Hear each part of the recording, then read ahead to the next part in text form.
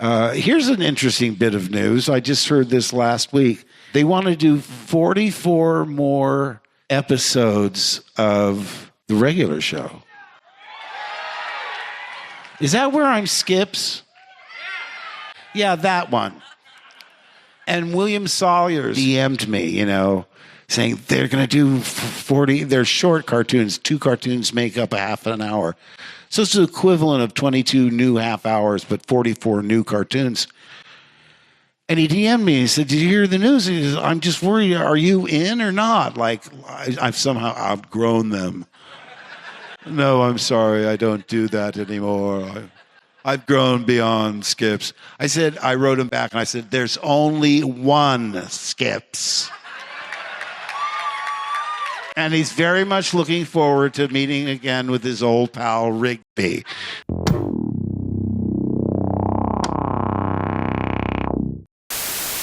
Getting to see Mark Hamill was super cool for me, having grown up on Star Wars. And I regret to this day not actually having a conversation with him because he was a really nice guy. I remember one time I was in one of the stairwells and just talking with a friend. And this was right before the prequels started coming out. So it was, episode 7 or whatever it was. The Force Awakens. And Mark Hamill comes through the door and starts walking down the stairs. And I had never seen him with a beard, but he had the beard, and I was like, oh, he's getting ready. He's getting ready to be Luke again. And I just thought that was really, really cool. Yeah, and the first time that I ever saw him, I don't know if you've heard me tell this story before. It was in season 1, and we were having a potluck party, and we were all hanging out. And like I had said before, it was a really young crew, so it was a lot of young folks. And so I look over, and I see this guy from behind, and I was like, "Oh, who's the old guy?" Not that he was old, but he was older than most of the rest of the crew, and I had never seen him before. And then he turns around, it was Mark Hamill. I was like, "Oh, holy shit, Luke Skywalker! Oh my god!" that was a really cool moment. I mean, he's got this whole other separate career just doing voice acting, which yeah, I will forever think of him as Skips as well. Even when I see him on, online on social media, like on Twitter, X, or wherever, or I was like, I always think of him as Skips. Love Rigby. I love pretty much everyone on the show. I mentioned I worked for Smallville, and one of the things I wrote was DVD features, and Mark Hamill narrated one of those. So whenever I see Skips, I'm like, oh yeah, he's read my words. You're showing up to work, and then like you're seeing like Mark Hamill show up to voice Skips, and he's walking in through the alley. And we had a lot of Star Wars that was very much on our minds. I'm sure at the time we wanted to make that very obvious for Mark Hamill, who voiced Skips, obviously. So that was a fun little reference there. And there was a lot of like Star Wars. We tried to be subtle with our Star Wars references, not to upset Mark, not to beat over the head like, hey, you did Star Wars, like we try to like make, references, but not like make it so it was like we're trying to cross it over or anything like that, We don't want to get sued. Skip's thing about fighting a bear, fight a bear, don't lose. It's just like that whole episode is just fantastic, and it's a great Christmas episode. Skip's is like he does that in the show all the time, like just kind of, I'm gonna drop this little thing, just kind of leave it at that, like, oh yeah, it's my old guy, like a bit, like and Skips can like make friends with anybody. Like that bit in the Christmas episodes when he like mentions like when they're saying goodbye to Santa Claus at the end, it's like, let's go bowling sometime. Like I can believe Skips is that type of dude to be like, yeah, I'm gonna go bowling with Santa Claus because he's the man. Skips, of course, is great because with all these characters, it's great because you write with them. You have a voice in your head to write for, and it's great. And with Skips, just thinking that I was writing for something from Mark Hamill to read, that was kind of a wonderful thing to think about. So, yeah.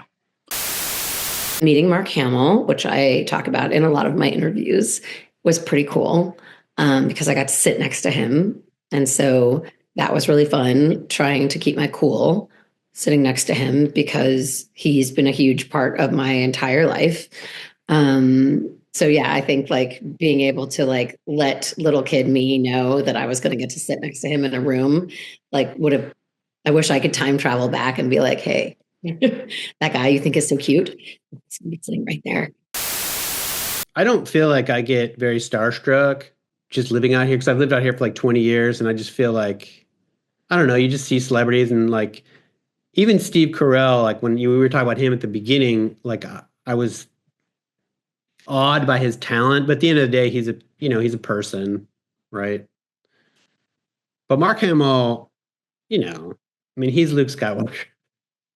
So I don't think I don't even know if I could look him in the eye at first.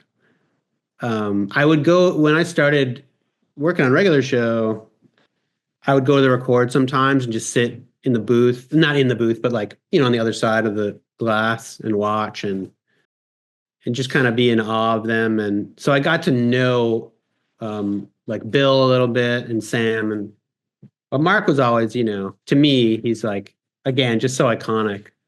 So what was it like? I mean, it was like it was for me like as surreal as regular show is, it was the most surreal thing. It was really cool.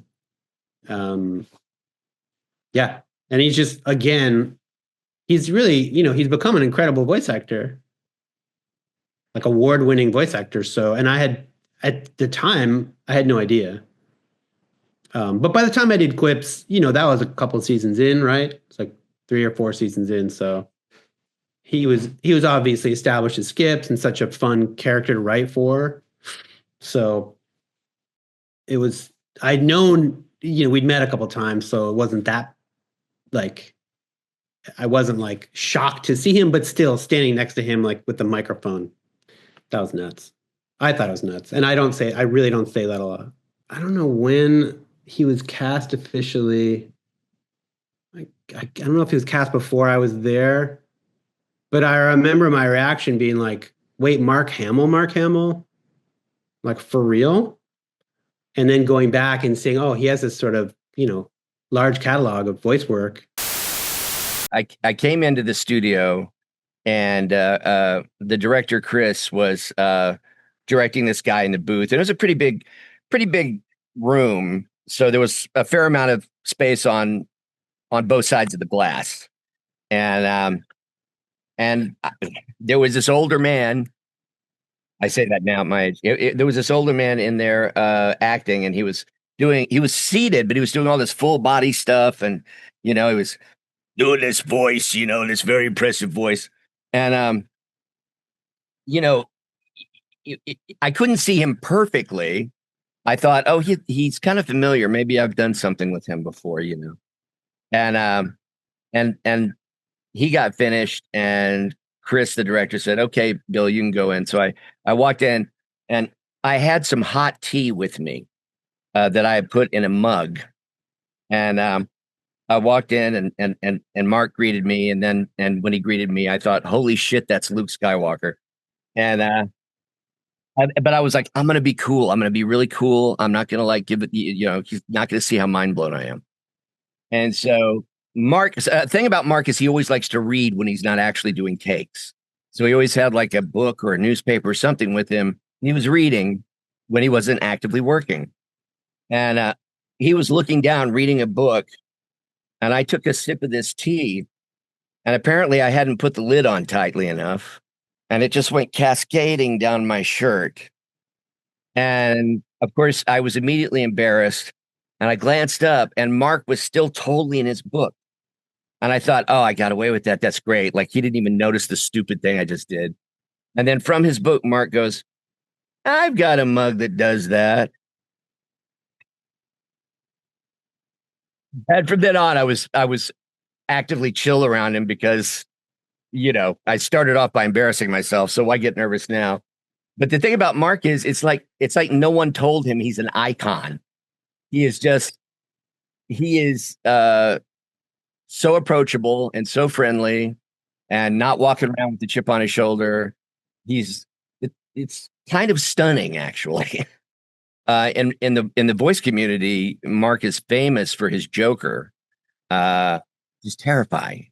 We all knew that he did a whole bunch of different stuff, but yeah, it's always a kick when it blows somebody's mind. Or I'll, side story. I was at the first Comic-Con where we all had events, but of course Mark was signing for Star Wars, and I wanted to get his autograph, but I didn't want to appear like I was trying to take advantage of our professional relationship, right?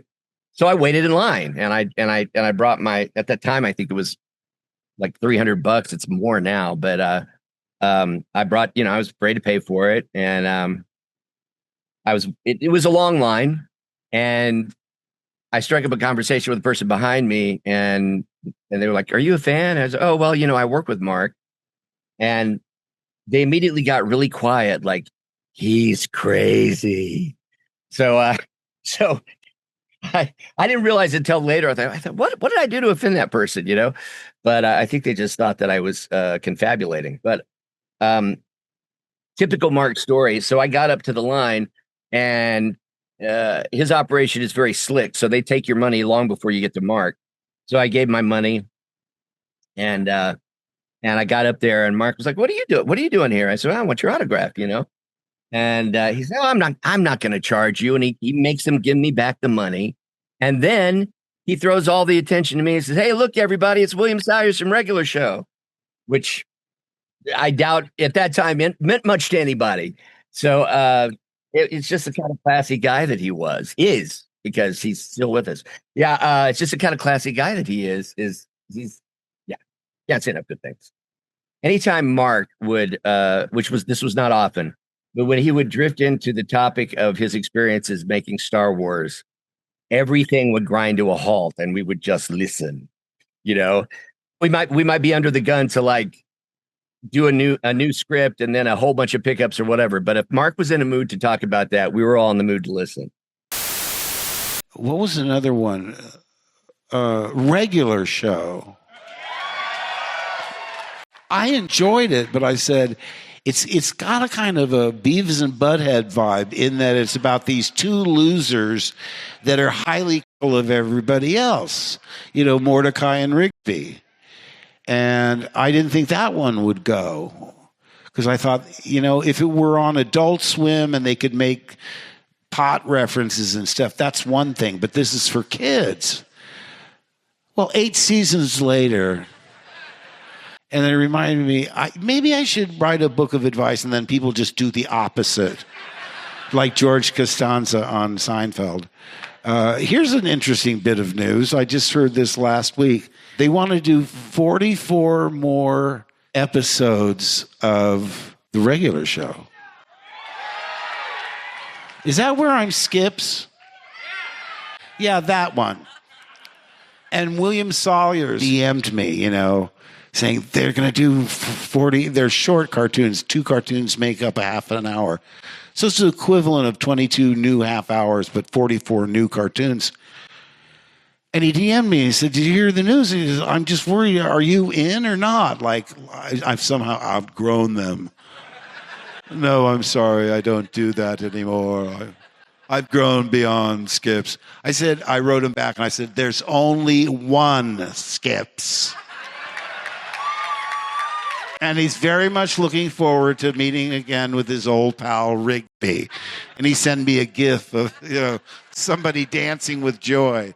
So we're going to do that. But who knew? I mean, this thing's got to be 7, 8 years old.